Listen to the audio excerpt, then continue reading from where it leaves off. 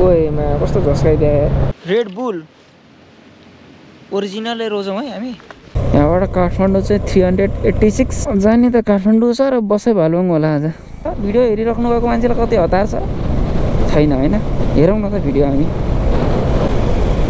शुभ प्रभात शुभ दिन शुभ बिहानी है सबैजनालाई हजुरहरूलाई स्वागत छ मेरो युट्युब च्यानलमा है अगाडि देख्न सक्नुहुन्छ यति राम्रो भ्यू है लामो पुल वरिपरि जङ्गल नदी नेपालको झन्डा पुलमा बिहान उदाइरहेको घाम चिसो हावा तपाईको माया यति मजा आइरहेछ बिहानको सुरुवात चाहिँ राम्रै भयो अन्त्य पनि राम्रै होस् है हजुरहरूलाई गरिदिया छु अहिले म चाहिँ हजुरहरूलाई म आज लिएर जानेवाला छु जाने चाहिँ म काठमाडौँ हो अब हेरौँ अहिले बिहानको 7:20 गइसकेको छ अगाडि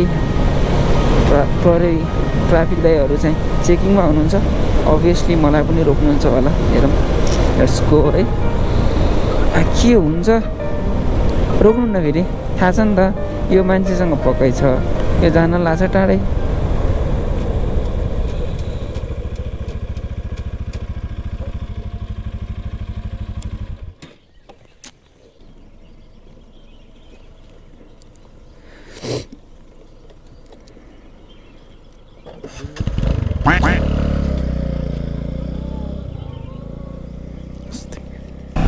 बिहानको सुरुवात राम्रैसँग भयो अल गुड डकुमेन्ट है अलिकति म स्पिड जान पाएको छैन किनकि यहाँ सामानहरू अनि यो बेसेडको मडगाड हाल्नु छ मलाई त्यही हो अनि म के भन्न लाग्यो तपाईँहरू लिएर जानेछु स्लो राइडमा अनि काठमाडौँ जाँदैछु म चाहिँ मेरो नेपालगञ्ज काम छ है नेपालगञ्ज काम गरेर म आज दाङ बस्छु होला दाङ भालुवा त्यहाँबाट चाहिँ फेरि भोलि मर्निङको राइड हुनेछ दुईटा गाडीको रेस परिसकेको छ है ऊ पनि राजापुरदेखि नेपालगञ्ज जाने ऊ पनि नेपालगञ्ज जाने होइन मान्छे हाल्नको लागि कम्पिटिसन गरिरहेछन् यो कम्पिटिसन गर्दा गर्दै कतै एक्सिडेन्ट भयो भने चाहिँ बस्ने मान्छेको नोक्सान हुन्छ मेन कुरा चाहिँ है ऊ त कम्पिटिसन गर्यो आफ्नोलाई गर्यो नि त पछाडि बस्ने मान्छेको त केही दोष छैन नि त त्यही भएर चाहिँ यसरी कम्पिटिसन नगरिदिनु होला ड्राइभर दाइहरूलाई चाहिँ अनुरोध छ है 7:41 पेल्लो आएको छु मेरो बाइकको पछाडि मडगाड हटाएको थियो यो मडगाड फिट गरिदियो त्यस्तरी नै अहिले चाहिँ म गुलेरिया बजार आइपुगेँ यतातिर पानी परिरहेको रहेछ म ढिलो आएर चाहिँ ठिकै गरेछु जस्तो लाग्छ है चाँडै हिँडेर चाँडै आएको भए पनि पानी परेको भए त रोकिनु पर्थ्यो अब भिजेर जाने कुरा हुँदैन रेनकोट पनि थिएन तर रेनकोट भएर पनि के गर्ने रोक्दैन है पानी कि त्यस्तै खतरनाक हुनु पऱ्यो अनि आफू मात्रै बचेर भएन सामान बचाउनु पऱ्यो ब्याग बचाउनु पऱ्यो होइन सबै कुरा हेर्नुपर्छ ठिकै गरेछु अब आजको आनन्दले भालुवाङै बस्ने जस्तो प्लानिङ भइसक्यो अनि त्यस्तै हो अब मजा आइरहेछ राइड गर्न अहिले चाहिँ म नेपालगञ्ज आइपुगेँ फाइनल्ली कति बज्यो 3:13 छ त यार यहाँ त यार जो 8:30-9 बज्ला होला अब मेरो यहाँ काम छ 1-1.5 घन्टाको कामसाम सक्छु त्यसपछि फेरि जाने बेला चाहिँ भ्लगमा भेटौँला पेट्रोल हालौँ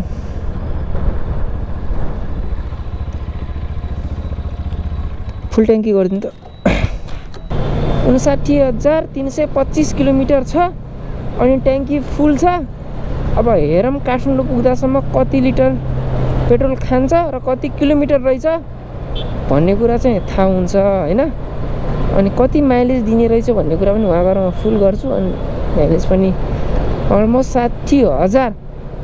60,000 किलोमिटर चलेपछि एनएस बाइकले FI ABS 2020 मोडलको हो कति माइलेज दिने रहेछ त थाहा हुन्छ है त्यो पनि अब अलमोस्ट फेरि घडी बिग्रिया 3 बजेर 15-20 मिनट गयो। अहिले चाहिँ म नेपालगञ्ज छु। अब चाहिँ म माछा भालुङ बस्ने कुरा भयो। भालुङ कति बेलासम्म पुग्छु त हेरौँ है। राइड गर्दै जाउँ। अब एकैचोटि अहिले अगाडि गएर चाहिँ भेटौँला। यो भिडभाड कति देखाउनु हजुरहरूलाई। अहिले चाहिँ म नेपालगञ्जबाट चाहिँ अघि निस्किने बाटो, योभन्दा अगाडिको भ्लगमा पनि म दाङ जाने बेला यो बाटो गएको थिएँ, त्यही बाटो जानु लाग्यो। यो चाहिँ बस पार्क है। ओएमा कस्तो झस्काइदियो यार।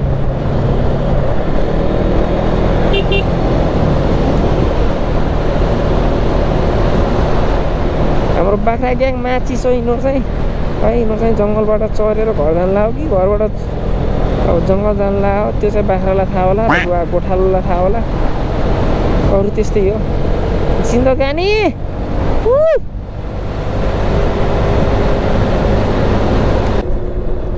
माछा मार्न गएछन् मान्छेहरू। माया प्रेम।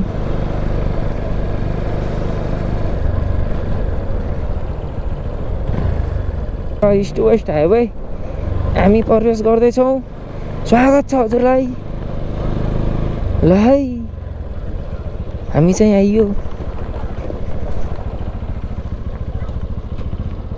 आज झ्याउ चाहिँ लाहा तर तलतिर गएर पिसाब सिसाब गरेर पानी सानी खानु पर्ला। आहा अब चाहिँ एकछिन रेस्ट गर्नु पर्यो है। अगाडितिर गएर अनि जानु पर्ला। लास्ट थकाइ लागिसक्यो। कहाँ गएर रेस्ट गर्ने यार। यही गराउने यही बाइक राखौँ।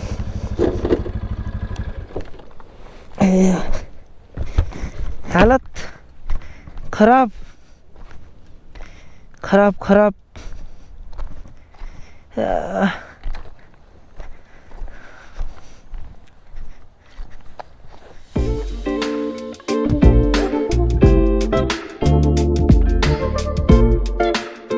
हालत खराब भइगएछ लास्टै। अब हामीले खाने छौँ।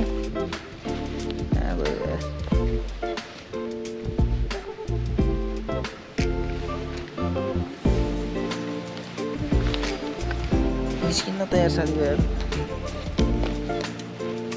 रेड बुल ओरिजिनलै रोजौँ है हामी। अब रेड बुल सेरुल खाइन्छ अनि रेस्ट सकिन्छ मेरो ब्रेक टाइम।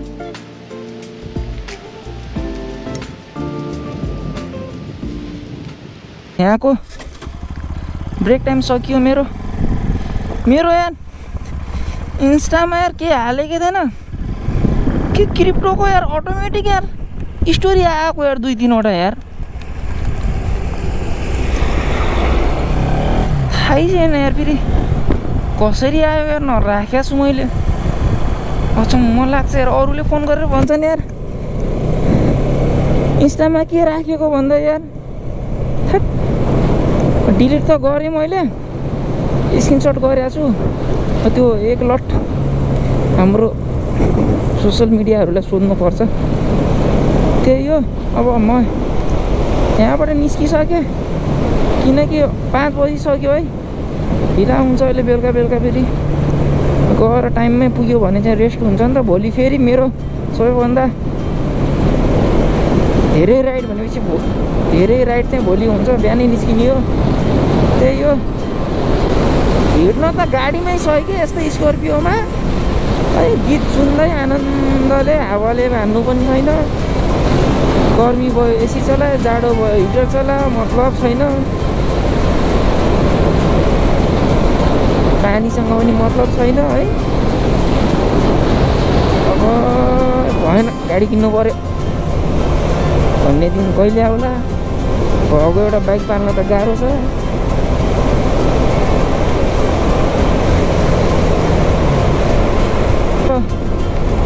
लमै आइपुग्नलाई है। घाट दुइसक्यो। अगाडिबाट लेफ्ट लाग्यो भने चाहिँ दाङ घोराइ जान्छ। घोराइ हुँदै तुलसीपुरतिर जान्छ है यो बाटो चाहिँ। यहाँबाट काठमाडौँ चाहिँ 386, जनकपुर 480, विराटनगर 630।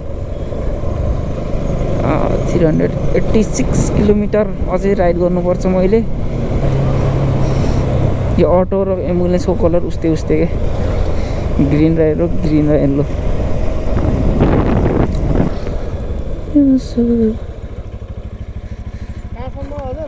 जाने त काठमाडौँ छ र बसै भालुङ होला आज।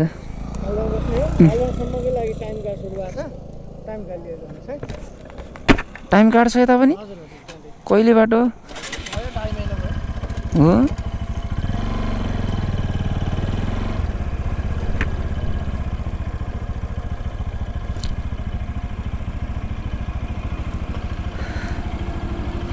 हेर्नु त सर,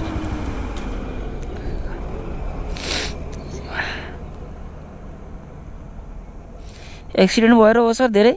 टाइम कार्ड अचम्म लाग्छ यार। यो हाइवेभरि अनि स्पिड लिमिट, टाइम लिमिट सब टाइम कार्ड गरायो भने त गाडी त अभियसली ढिलो पुग्ने भयो नि त होइन। हाइवे भनेको के हो? त्यो चाहिँ अब हाइवे भनेको के होला त्यो आफ्नो ठाउँमा छ। त्यो मेरो सोचाइ चाहिँ के हो भनेपछि बाटो राम्रो होइन, आनन्दले जान पाइयोस् सर। अब त्यो भित्र गल्ली गल्ली अन्त बच्चा झ्याप्चुपा हुन्छ नि त। हाइवे त ठुलो फराकिलो सर र 80-90 को स्पिडमा सर जान पाइएपछि हो त्यो हाइवेमा गएर ट्राभल गरेको फाइदा हुन्छ होइन। हाइवेमा पनि 40 स्पिडमा हिँड्ने, अलि अगाडि गयो 100 किलोमिटर अगाडि गयो भने फेरि टाइम लिमिट, अनि त्यो 100 पनि होइन होला। यहाँदेखि लगभग 100 नै होला यार, 100 नै भनौँ, 100 पनि छैन होला, 80-90 होला। 80-90 किलोमिटर अगाडि गयो फेरि टाइम लिमिट। त्यहाँबाट पश्चिम जाने गाडी फेरि उता गयो 50-60 किलोमिटर अगाडि गयो फेरि टाइम लिमिट, अनि बिचमा फेरि बबैनिर टाइम लिमिट छ होइन। त्यसपछि चिसापानी भन्दा ओरे फेरि टाइम लिमिट गर्दा गर्दै त अनि 1-2 घन्टा जति त टाइम लिमिटले खाइदिन्छ यसलाई। उत्र इन्ट्री गर्न जाऊ, फेरि माथि चढ, अगाडि बढ, फेरि लाउनु, टाइममा पुग्यौँ भन, अनि फेरि चाहिँ अब अगाडि कहाँसम्म थाहा छैन, कतिको टाइम 40 को जस्तो लाग्छ। म 60 हिँड्दैछु फेरि। अब नेसनल पार्क त ल हो, जनावर हो, कतिखेर झ्याप्पा आउँछ थाहा हुँदैन होइन त। नेसनल पार्कको फेरि आफ्नै रुल हुन्छ, जसले जे भने पनि तपाईँलाई थाहा छैन होला, दुनियाँ एकातिर नेसनल पार्कको रुल एकातिर हुन्छ क्या। जनावर पो त्यस्तो, तँ त बुद्धिजीवी छस् नि, तैँले किन यस्तो गरिस् भन्ने हुन्छ क्या। त्यही भएर यहाँ चाहिँ अब के को टाइम लिमिट हो खै। अब भिडभाड हो र यो भिडभाडलाई कसरी कन्ट्रोल गर्ने होइन। यो बाटोलाई साँग्रो भयो कि ठुलो बनाउने हो कि होइन। अनि यहाँको मान्छेलाई अलिकति ज्ञानहरू दिएर क्लासहरू दिने हो कि, जनचेतनाको कार्यक्रम राख्ने हो कि, जेब्रा क्रसिङ राख्ने हो कि, सिसी क्यामेरा राख्ने हो कि, हुन्छ नि त जे हो भने। त्यो गर्दैनन् कि गाडीले टोक्यो, गाडीले सोलो बनाइदियो होइन। अर्को यत्रो गाडी आइरहेछ, अर्कोले पास साइड दिइरह, अर्को फेरि आइरहेछ देखि भयो नि।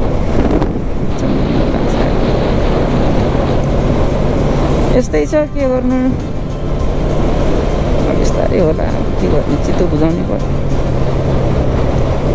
ठिकै छ, साँझ पख छ, आनन्दले जाऊँ न। हामीलाई पनि कहाँ जानु छ र कहीँ जानु छ, कतै कसैलाई हतार छ, भिडियो हेरिराख्नु भएको मान्छेलाई कतै हतार छ छैन होइन। हेरौँ न त भिडियो हामी।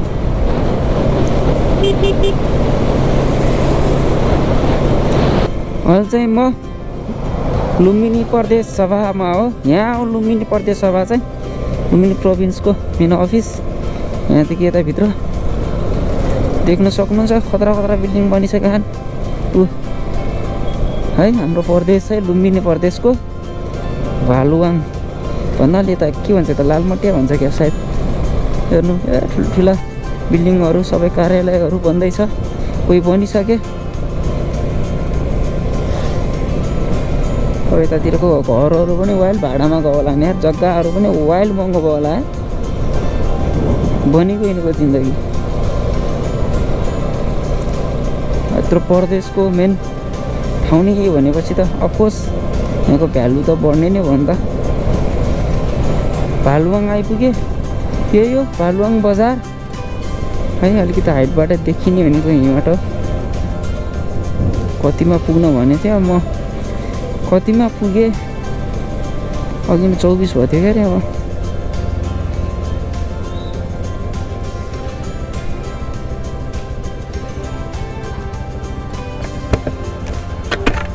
पेपर कहाँ दिने सर?